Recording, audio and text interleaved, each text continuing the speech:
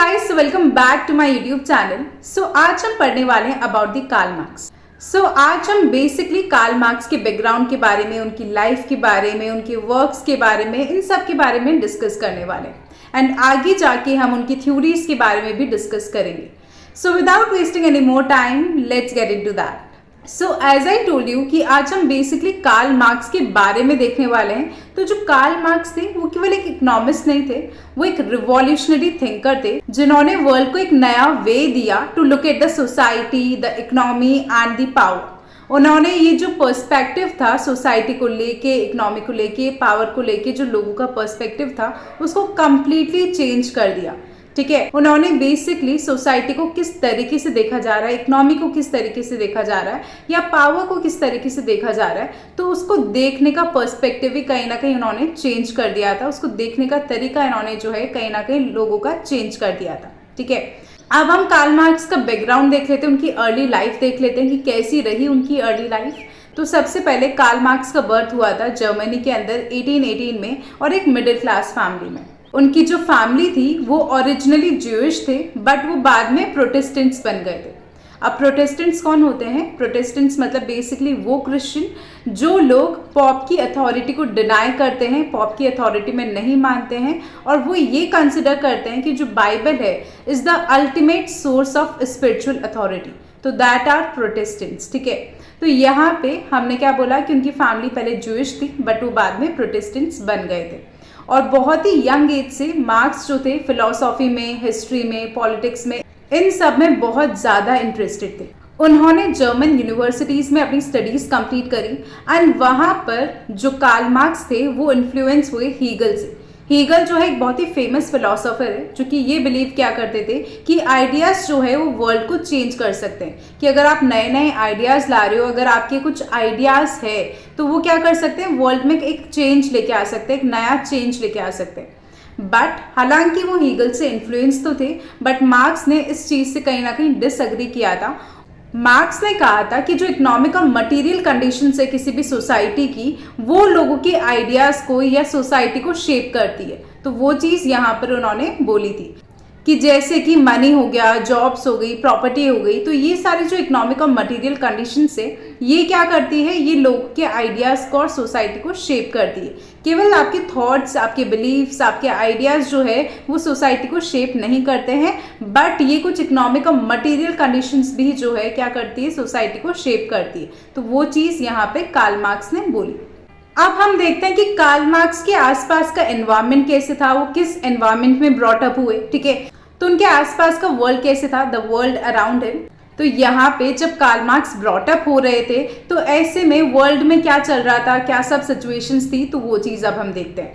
तो सबसे पहले यहाँ पर the industrial revolution had started in Europe, कि जब कार्ल मार्क्स बड़े हो रहे थे तब वहाँ पर यूरोप में क्या चल रहा था, इंडस्ट्रियल रिवॉल्यूशन केवल स्टार्ट ही हुआ था। उस टाइम पर फैक्ट्रीज वर राइजिंग, कि फैक्ट्रीज तो जो है ज़्यादा से ज़्यादा सेटअप हो रही थी, बट सफ़र कौन कर रहे थे, वर्कर्स बहुत ज़्यादा सफ़र कर रहे थे। मैसिव पॉवर्टी थी, इनइक्वालिटी थी, एक्सप्लॉयटेशन था, कि इतनी सारी आपने फैक्ट्रीज तो सेटअप कर दी बट आप जो लेबर है, जो वर्कर्स है, उनको आप क्या कर रहे थे, एक्सप्लॉइट कर रहे थे। उनको उनके अकॉर्डिंग, उनके लेबर के अकॉर्डिंग जो है कहीं ना कहीं पैसा उन्हें नहीं मिल रहा था।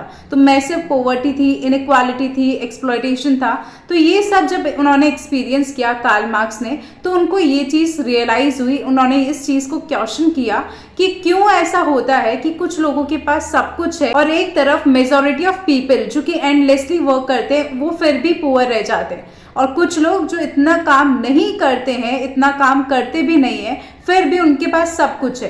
तो ये चीज उन्होंने क्वेश्चन करनी स्टार्ट करी by going through these experiences. And इसी एक्सपीरियंस और इसी फैक्टर की वजह से उन्होंने अपना लाइफ का एक मिशन बना लिया था, that was to understand and and exploitation, कि मुझे एक्सप्लॉयटेशन को समझना है और इस एक्सप्लॉयटेशन को ख़त्म करना है। जो वर्कर्स इतना एक्सप्लॉयटेशन फेस कर रहे थे तो उस एक्सप्लॉयटेशन पे कहीं ना कहीं मुझे एक एंड लगाना, मुझे कहीं ना कहीं उस एक्सप्लॉयटेशन को ख़त्म करना है।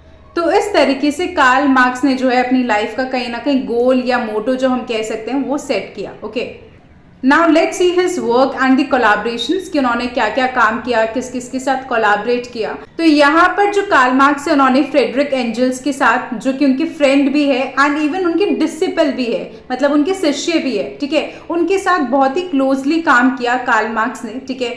और यहाँ पे एंजल ने उन्हें फाइनेंशियली भी सपोर्ट किया एज वेल एज इंटेलेक्चुअली भी सपोर्ट किया।